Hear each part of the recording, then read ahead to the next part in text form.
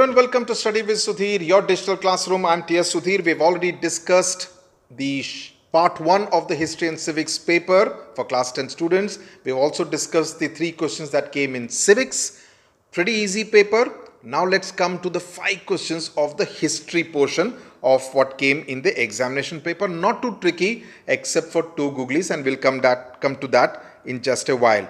The first question is from the 1857 era. By 1857, conditions were ripe for a mass uprising in the form of the Great Revolt of 1857. In this context, explain the following. Any 3 economic reasons for the revolt of 1857. So if you have prepared this chapter very well, these marks are pretty much in your pocket. Very easy. You just needed to speak about the economic causes, which would talk about how the exploitation of economic resources took place by the British. You could speak about the drain of wealth. Very important. That should definitely be in the 3 economic causes that have been asked. You could talk about the decay of the cottage industries and the handicrafts, the decline in the condition of the peasantry, also the inhuman treatment of cultivators. But drain of wealth should definitely be among those 3 economic causes. Any 3 military causes, that's another one which again you need to talk about. 1, the General Services Enlistment Act. That should be again one of the 3 military causes that you should definitely include. Apart from that, you could speak about the larger proportion of Indians among the British troops, and you could give a couple of examples to kind of articulate and explain that point further. You could talk about the faulty distribution of troops. You could talk about the ill treatment of the Indian soldiers, while the British soldiers were much better treated than their Indian counterparts. So any of them, there are about 6 or to 8, in fact, military causes. So any of them, you could actually speak to them. As I've been saying, if they ask 3, give 4 just to be on the safer side. But even if you have written 3 solid reasons, I think that should be good enough to fetch you the 3 marks. Any 3 political causes of the revolt. Again, here you have many of them, but they are asking you 3. So you need to explain that in great detail, because you will first talk about the policy of expansion, and within policy of expansion there are lots. The council wouldn't expect you to give so much of detail, but a bit of detail would definitely be called for, because after all, you're talking about a 4-mark question. You will talk about the disrespect shown to Bahadur Shah Zafar. You'll also talk about the Lakshmi Bai and the Nana Sahib thing, and the what happened as a result of the kind of doctrine of lapse that we spoke about in one of the videos that we had put out.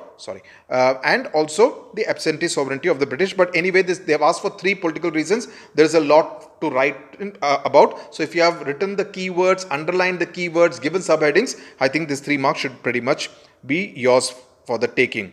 Then let's come to question number 7, where it is from the Gandhian era. And they're asking you to explain the Dandi March of 1930. So they even mentioned the year.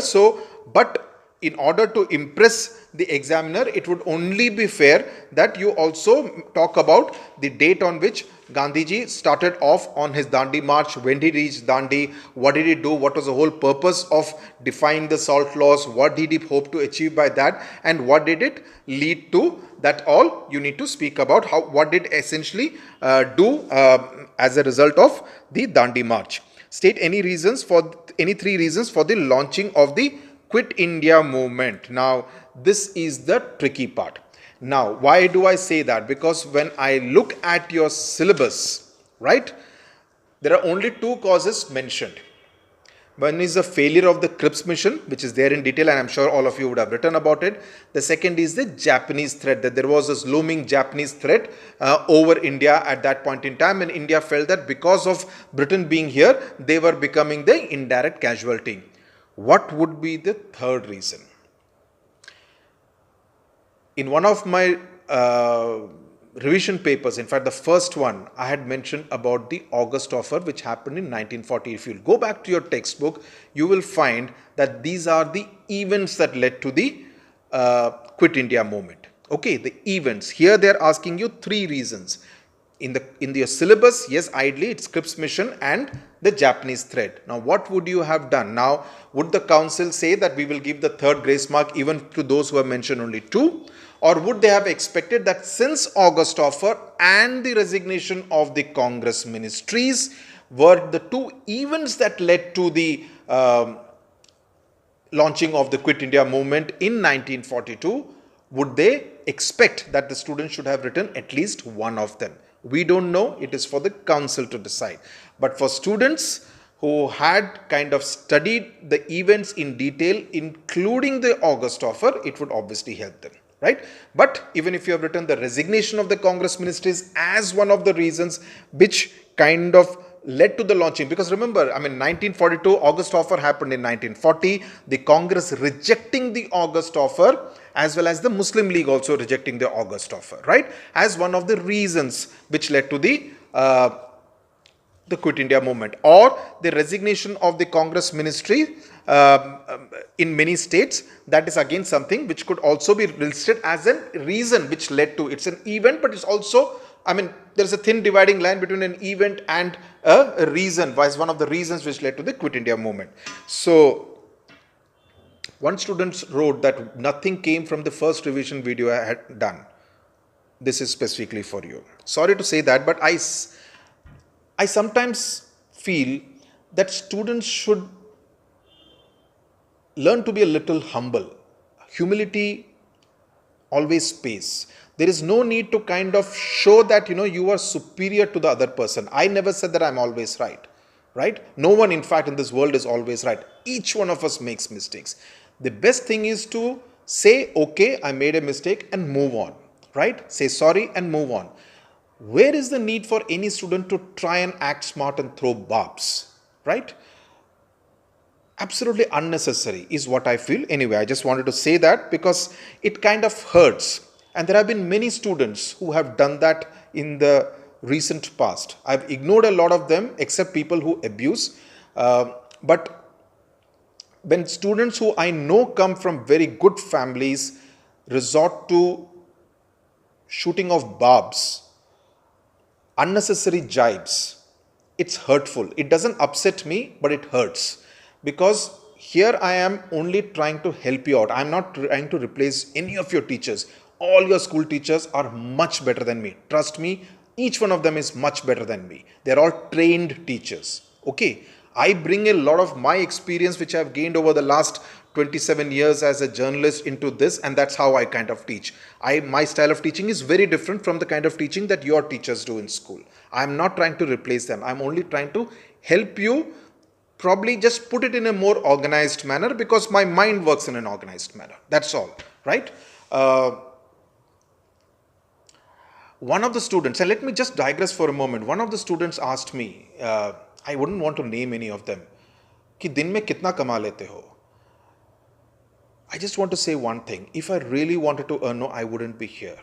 You have no idea how much I earned as a journalist even when I'm freelancing per day. I do this and I've been doing this for the last 5.5 months without earning a single penny. A single penny. I've made 250 odd videos till now. 250 videos, and that's not a joke. That's not a joke. So don't try to get over smart out here by making those kind of sarcastic jibes. If I was to do it for money, I certainly wouldn't be here. I certainly wouldn't be here. So let's just avoid, because as I said, it hurts. It hurts. It's very easy to just leave it and just say, end of the story, one can just move on. So don't do that, because you hurt other students in the bargain. Anyway, let's come to the question number 8. Name the last Viceroy of India. One student had asked me on Instagram, name the last Viceroy of India, whether it will be Lord Mountbatten and C. Rajagopalachari. So dear student, I hope you have written the right answer. Lord Mountbatten. State any two reasons for... Sorry. I lost. See, that's what happens when you remember all the wrong things. Sorry. I go back to 7C. Explain any 4 significant effects of the Quit India movement. Now, this is also a tricky one because many of those reasons actually overlap.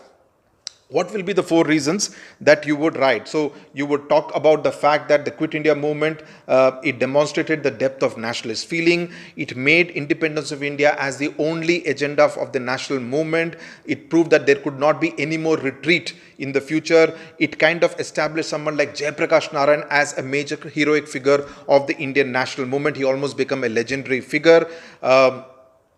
Then there was the whole part about people from all faiths, Sikhs, Christians, Hindus, Muslims, all came together in this part of mass uprising. So those will be the 4 significant effects of the Quit India movement. Sorry about getting this order all wrong. One should never get negative thoughts into one's mind. Stay positive. Viceroy ho gaya. State any 2 reasons for him to come to India, restore peace between Congress and Muslim League, and then cabinet plan was not workable plan, and partition was inevitable, so he had to kind of put forth his Mountbatten plan. Then mention any 3 proposals under his plan. Pretty much simple. You need to talk about the partition, the different dominions of India and Pakistan. You need to talk about the Constituent Assembly that had to be constituted in order to frame the constitution for both India and Pakistan separately. Then of course the transfer of power, the declaration that the transfer of power would not take place beyond June 1948 but much earlier than that. Then state any 4 reasons for the Congress to finally accept the plan. The fact that they realized that if they did not do that, civil war was taking place, then that is strong center with a smaller country was better than a weak center with a larger country. Then the fact that there would be many mini Pakistans which would be created if they actually held on to the fact that there had to be this Akhand Bharat, this larger Bharat, and also the fact that the British were instigating the rulers of the Indian states to remain independent. So the princely states, to get those princely states like Hyderabad, Junagadh, Kashmir, a lot of them to actually come and become part of India was going to be a Herculean task, which was achieved by Sardar Patel later on as India's first Home Minister. Now, where I have again lost the thing. Yeah. Question number 9, simple UN emblem. I'm sure you would have recognized it. 2 objectives. I don't want to go into it. All of you would know WHO as its agencies, principal judicial organ of this organization, and explain its composition. So the International Court of Justice, the composition of 15 judges, all that you would have done. I'm pretty sure we don't even need to go through all that. With reference to the Second World War and the non-aligned movement. Now this time they have made this change. Non-aligned movement normally would always come along with the UN and the UN agencies. But this time they have put UN and the UN agencies as a separate question and put non-aligned movement along with the Second World War. Yeah. So explain the 3 reasons for the dissatisfaction with the thing. So you need to talk about the war indemnity that Germany had to pay, the kind of cut it had to suffer in its army and navy, etc. The various territories that were taken away both from Germany, and also you could talk about what was the kind of effect, why was the dissatisfaction with the Treaty of Versailles as far as Italy was concerned. Then state any 3 consequences of the Second World War: the formation of the United Nations, the defeat of the Axis powers, that is Germany, Italy and Japan, and the Cold War. I hope you have explained all these 3 ones in detail, because it says state any 3 consequences, but it's a 3-mark question, right? They've used 3 different words: mention, state, explain. Now how the council actually interprets as to how much of detail it wants, we don't know, but I always believe, to be on the safer side, if you have the time, explain it off. Mention any 4 chief architects of the non-aligned movement. Again here, it's only mention. So when you say mention, they would expect you to write Pandit Jawaharlal Nehru, Prime Minister of India.